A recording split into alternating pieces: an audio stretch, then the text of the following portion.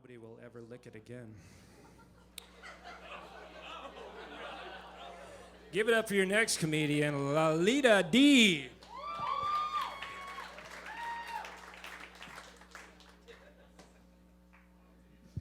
Hi everyone, I'm Lalita D. Are there any UW students here? Oh, are any of my UW students here?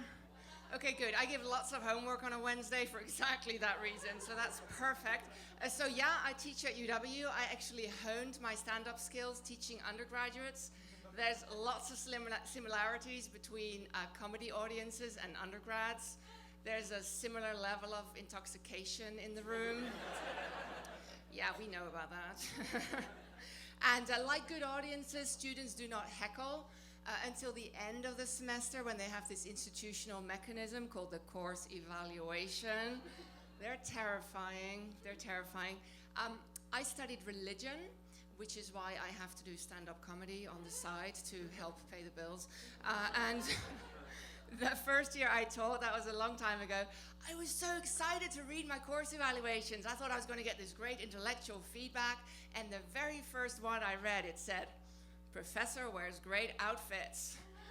And I felt I should be offended, but actually I was super flattered. I love a good review outfit.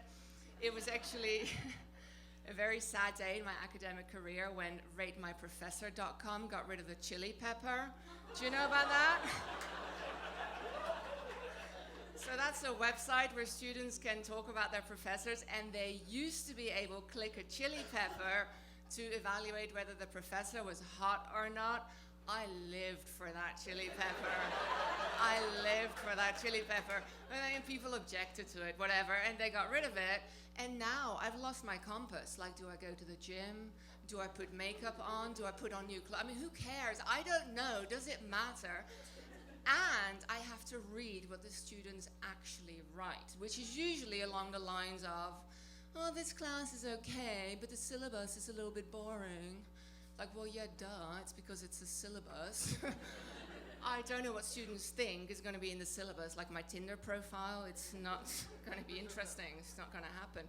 So one year I taught a class for a friend of mine. It was on the history of India, and I was supposed to show the movie Gandhi. And that's a difficult movie with the white guy playing the brown guy. And it's also really long. So I told the students, well, we're going to watch it over 2 sessions, and at the end of the second session, you'll still have to stay a little bit longer to catch the end.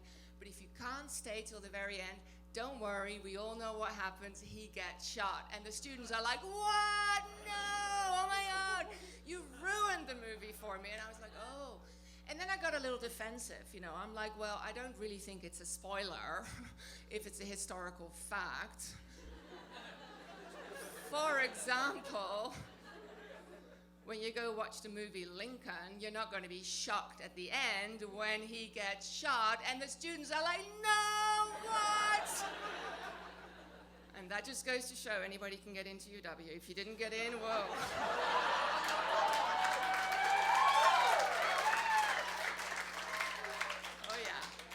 So I'm going to leave you with this. The best course evaluation I ever had said, "Professor seems to label under the misconception that we give a shit about what she has to say." And it got me thinking. I mean, it was actually ironic because it was the most accurate observation any student had made all semester. And it got me thinking, like, why do I bother? Why do I bother? But then for every 25 students who don't give a shit, you're going to get the one who does, right? You know the one I'm talking about? Diligent Millie, always comes to class on time. And she would be like, "Professor's not very well prepared for class." Well, you know what, Millie? Fuck you.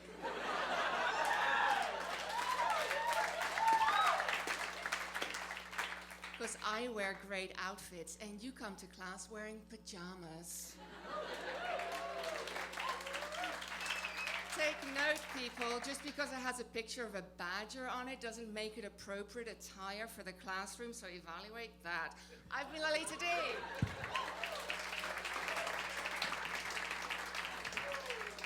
All right, give it up for Lalita D. All right, your next.